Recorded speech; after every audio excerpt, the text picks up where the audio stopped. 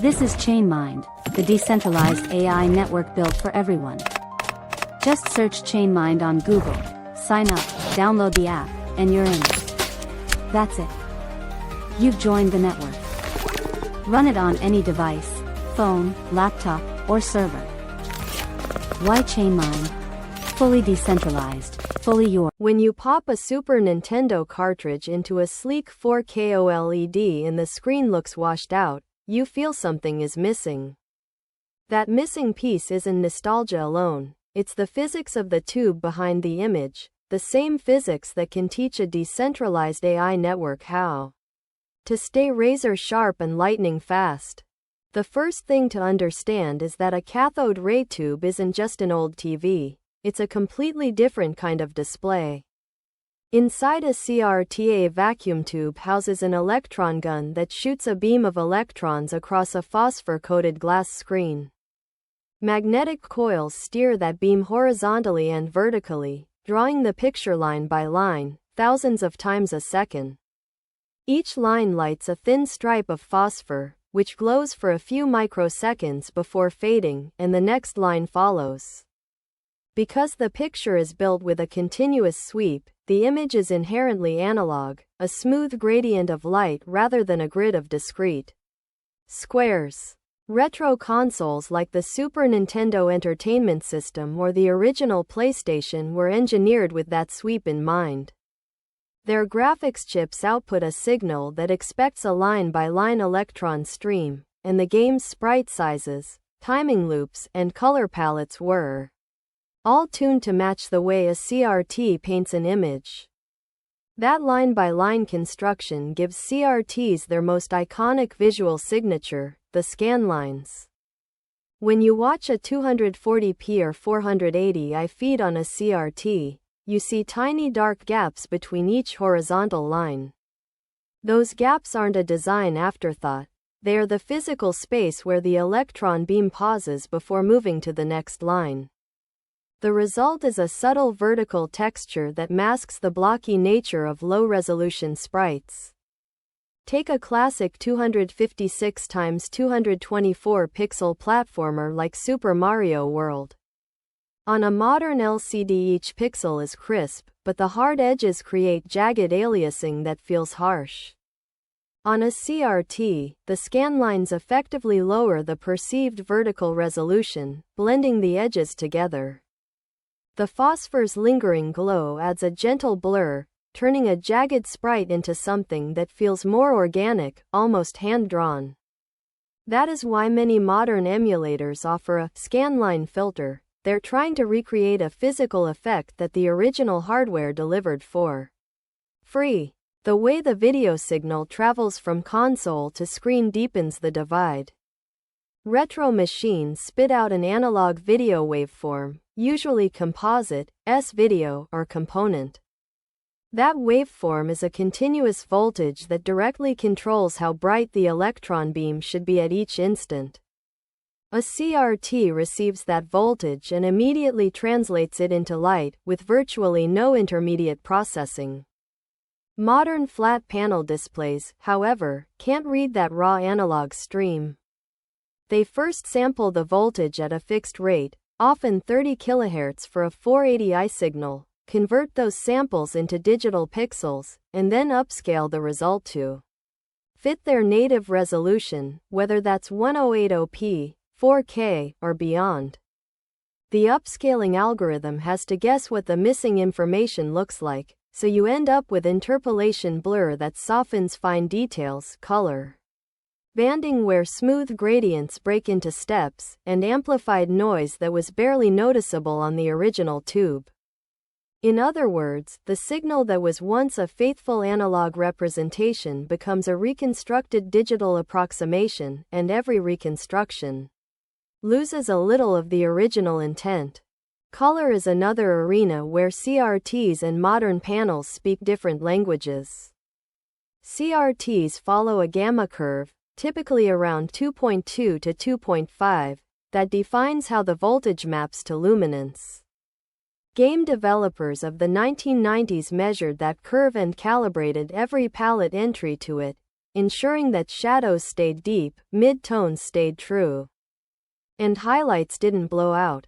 When you drop that same signal onto an LCD that assumes a different gamma, say 2.0 for a bright office environment, the colors shift. A midnight blue sky can turn into an oversaturated violet, and the carefully balanced reds of a boss fight can appear garish. Even if you tell the TV to use a sRGB mode, the underlying hardware still processes the image through a different pipeline, so the colors you see are never exactly what the developers saw on a CRT. Latency is the hidden villain that most casual gamers overlook, but it can change a game from buttery to clunky in an instant. Because a CRT's electron beam is drawn directly from the incoming signal, the display latency is effectively zero. Press a button, the console sends a voltage change, the beam reacts, and you see the result almost instantly. Modern LCDs and OLEDs introduce several processing stages: deinterlacing, scaling, motion interpolation, even dynamic backlight dimming, that each add a few milliseconds of delay. For a fast-paced title like Super Mario Kart, a 20-millisecond lag can mean the difference between a clean drift and a spin-out. Moreover, many retro consoles output at 60 Hz interlaced or 30 Hz progressive. CRTs handle interlaced video natively, drawing each field in turn, while flat panels must merge those fields, sometimes creating judder or flicker that never existed on the original hardware. The result is a feeling of sluggishness that can be hard to pin down but is instantly recognizable to anyone who grew up with the original machines. All of these technical differences converge on a single psychological truth: our brains associate certain visual cues with authenticity. The warm amber glow of a phosphor screen, the subtle blur of scan lines, the true black that comes from a pixel that simply isn't lit, those are signals that the brain interprets as real. When a modern display tries to emulate those cues with a shader, you get a decent approximation, but the feeling is always a step removed. The original CRT delivers those cues organically, reinforcing the memory of how the game truly looked and felt. Now, you might wonder what all this has to do with a decentralized AI inference network. The parallel is more than metaphorical. At ChainMind we distribute inference workloads across a global mesh of edge nodes, each with its own hardware quirks. Some are powerful GPUs, others are low-power microcontrollers with analog sensors. Just as retro games were written to exploit the strengths of CRTs, our AI models can be tuned to the strengths of each node. If an edge device captures analog sensor data, say, a vibration signal from an industrial machine, we can design the inference pipeline to preserve that raw waveform instead of quantizing it early and losing subtle frequency components. The result is a more accurate prediction, just as a CRT preserves the original video signal without digital distortion. Latency, again, is the shared battlefield. The goal of ChainMind is to deliver inference results faster than a human can blink, especially for real-time applications like autonomous drones or augmented reality overlays.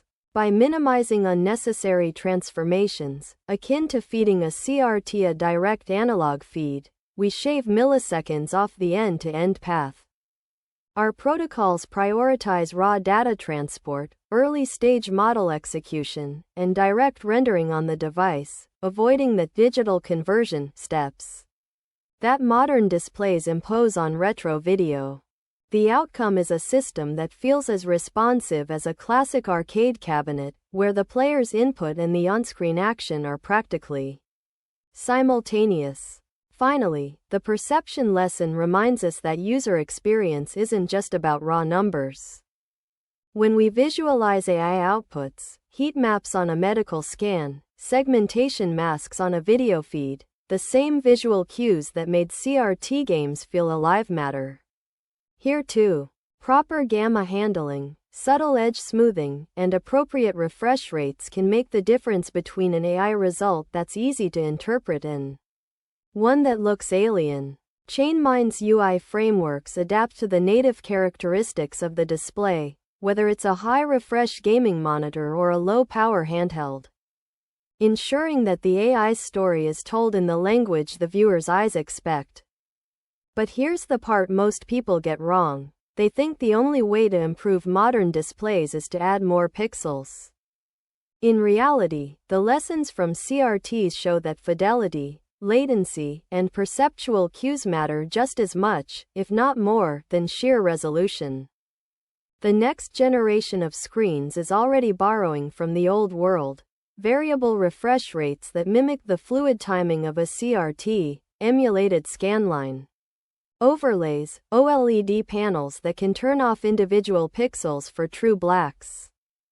Yet the analog nature of a tube, continuous signal, instant response, native gamma, remains a benchmark we still strive to emulate. So the next time you dust off that vintage TV and plug in a cartridge, remember you're not just indulging a nostalgic itch. You're witnessing a perfect marriage of hardware and software, a reminder that respecting the native properties of your output medium preserves fidelity, reduces latency, and creates an experience that feels genuinely alive. And that same principle guides every decision we make at ChainMind as we build a decentralized AI network that honors the strengths of each node, delivering results that are as crisp and immediate as a game on its original CRT. If you want to see how these analog lessons shape the future of AI, join us at ChainMind. Subscribe, follow our updates, and become part of a community that believes the old can teach the new, especially when it comes to delivering lightning-fast, high-fidelity inference to the edge of the internet. Let's keep the glow alive together.